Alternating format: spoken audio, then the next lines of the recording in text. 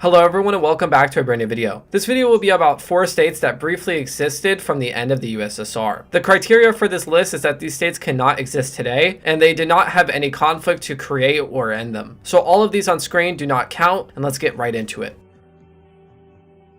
To start is the East Polish Soviet Socialist Republic, which I guess doesn't really count, but I'm going to put it in since it came at the end of the USSR. So the background is that in northeastern Belarus and southwestern Lithuania, there was a large amount of Polish people. It was the center of a conflict in 1920 between Poland and Lithuania. So after the Soviet invasion of Poland in 1939, the Lithuanians occupied the region. Now, when Lithuania declared independence from the USSR on March 11, 1990, a member of the Lithuanian parliament named Jan Shevanovic proposed this idea.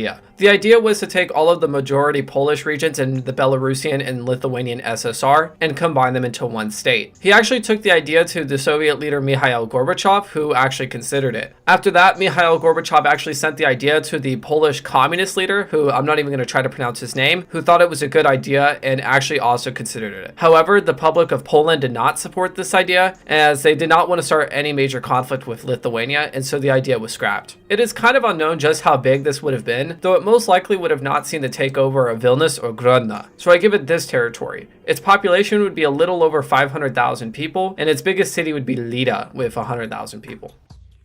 Number 2, Nakhichevan. Now this is where we get into states that actually left. Nakhichevan started out as an autonomous Soviet Socialist Republic within the Azerbaijani Soviet Socialist Republic. It's autonomous due to being separated from the rest of Azerbaijan by Armenia and was the center of a war in 1920. Anyways, in January 1990, the Soviet army killed at least 131 civilians in the capital of Azerbaijan. This was in response to the growing conflict with Armenia. It's a lot more complicated than that. But as a result of this, the region declared independence on January 19, 1990, which this technically made it the first region to leave the Soviet Union. So what followed was that Nakhichevan was kind of in a weird gray area. Nothing happened to it after it declared independence, so no one really stopped it. However, it technically wasn't independent as they never declared independence from the Azerbaijani SSR. They actually attempted to get recognition by reaching out to Turkey and Iran, but this made little sense and so nothing happened. For the next 10 months, nothing would happen until the former leader of the Azerbaijani SSR, Heydar Aliyev, who actually was from Nakhichevan, became the leader of the region. He would rename the region to the Nakhichevan Autonomous Republic and write a new constitution which would specifically say it was a part of Azerbaijan.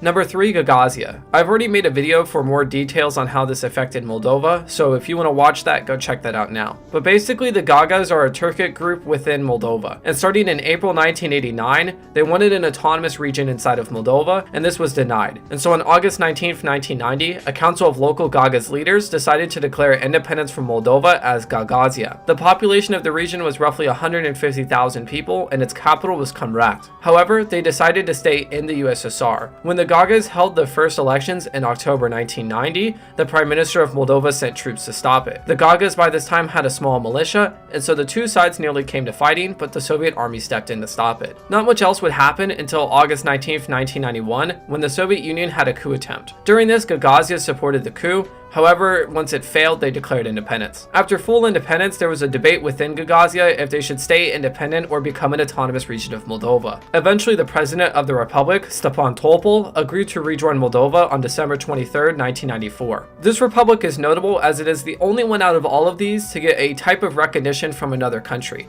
as Turkey gave money to fund universities in the republic. Number 4, Tatarstan. Tatarstan was originally an autonomous Soviet Socialist Republic within the Russian Federal Soviet Socialist Republic. In 1990, 49% of the people in the region was a part of the Tatar Turkic group. Now, the problems came when the various republics of the USSR declared themselves as having separate sovereignty from the Soviet Union. And as mentioned before, breakaway states such as Gagauzia declared independence. And so on August 30th, 1990, the parliament of the region declared their self-sovereignty separate from the USSR and renamed the republic to the Tatar Soviet Socialist Republic. Though the leader of the republic said that he was not intending to separate from Russia, but in the eyes of the Russians, this was the first step to possible independence.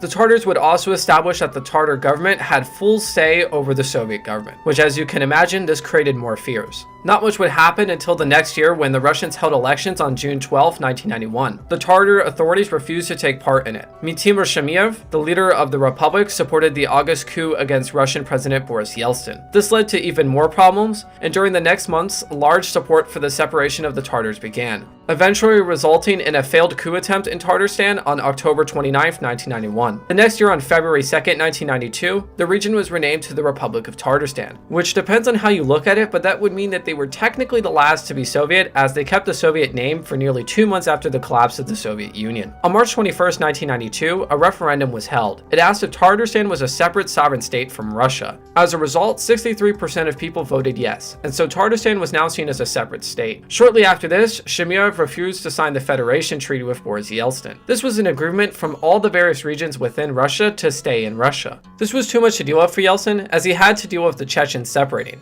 So he decided to start negotiations, and finally on November 30th, 1992, the Tatars agreed to a confederation with Russia where both shared equal power. For the next few years, the Russian government kept the Tatars happy by saying they were sovereign, but never actually caring that they were. Eventually, when Vladimir Putin became president of Russia, in 2002, he forced the Tatars to remove the sovereign line from their constitution, which effectively ended Tatar sovereignty. To this day, there are some fringe groups that are wanting independence for the region, though like I said, they are very fringe and don't get much support. And well, that is all. Thank you for watching. I know this video is a lot shorter. I made this video because my next one's going to take a little bit longer to make. So have a good day and goodbye.